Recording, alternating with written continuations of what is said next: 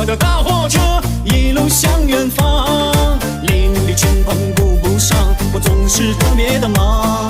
家中的人儿啊，常常把你想，平平安安的回来，咱们的唠家常。燃烧着青春，我散发的热和光，东国它很辽阔，我独自去闯荡。风风火火的忙又忙，我顾不上把你想，好像我失去了她善良的铁姑娘。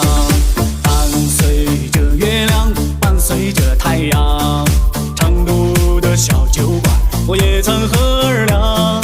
美丽的大草原，牧歌多悠扬，神秘的西藏，我梦中的天堂。